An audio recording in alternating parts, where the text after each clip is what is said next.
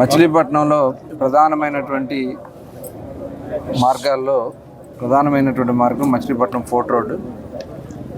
మరి మచిలీపట్నం విజయవాడ రోడ్ నుంచి స్ట్రైట్గా కోనేరు సెంటర్ మీదుగా గతంలో పోర్ట్ వరకు వెళ్ళడానికి ఈ రోడ్డునే వాడేవాళ్ళు.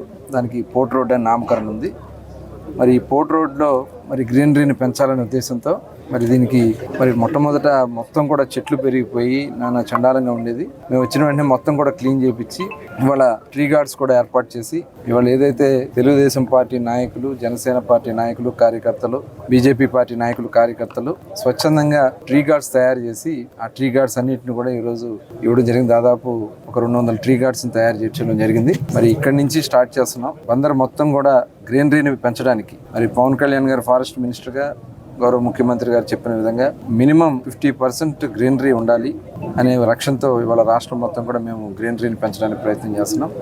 దానిలో భాగంగా ఈ చెట్లన్నింటిని కూడా ఏర్పాటు చేసి ప్రతి రోడ్డును కూడా సుందరంగా ఉంది. మచిలీపట్నం వస్తే మరి గతంలో మరి డివైడర్లన్నీ కూడా పిచ్చ మొక్కలతో ఎండిపోయి రాలిపోయి చాలా చండాలంగా ఉన్నటువంటి పరిస్థితుల్లో ఆ రోజులు మొత్తం కూడా గార్డ్స్ ఏర్పాటు చేసి కోనేరు సెంటర్, జిల్లా పరిషత్ సెంటర్ దగ్గర నుంచి రాజుపేట సెంటర్ వరకు కూడా గ్రీనరీ పెంచడం, నగరానికి ఒక కొత్త షాప్ వచ్చింది.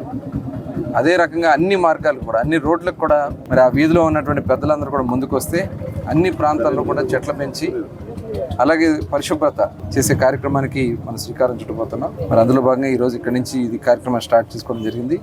ప్రతి ఒక్కరు కూడా దీంట్లో భాగస్వాములు కావాలి. త్వరలోనే పుర ప్రముఖులందరితో కూడా ఒక సమావేశం పెట్టి మచిలీపట్నానికి అవసరాలు ఏమున్నాయి, మచిలీపట్నాన్ని ఏ రకంగా వారు కోరుకుంటున్నారని చెప్పి వాళ్ళ సలహాలు, సూచనలు తీసుకోవడం కాకుండా ఇప్పుడు మేము చేపట్టబోతున్నటువంటి కార్యక్రమాలను కూడా వాళ్ళకి తెలియజేయాలనే ఉద్దేశంతో ఒక 2-3 రోజుల్లోనే ఒక సమావేశం పెట్టబోతున్నాం. మరి ముఖ్యంగా మొన్న రోడ్లు వేయడానికి రోడ్డు ఆక్రమణలు అన్నీ కూడా తొలగించాం. వాటిని ఏ రకంగా చేయాలి ఏంటనేది కూడా ఒక లక్ష్యం పెట్టుకోవడం జరిగింది. ఇవాళ రేపు కూడా కలెక్టర్ గారితో, మున్సిపల్ కమిషనర్ గారితో అందరితో కూడా కూర్చొని డిస్కస్ చేసి ఇమీడియట్గా అవన్నీ కూడా పరిష్కారం చేయడమే కాకుండా ప్రజల సలహా సూచనలతో ఇది ప్రజాప్రభుత్వాన్ని ముందుకు తీసుకెళ్తామని చెప్పి తెలియజేస్తాం.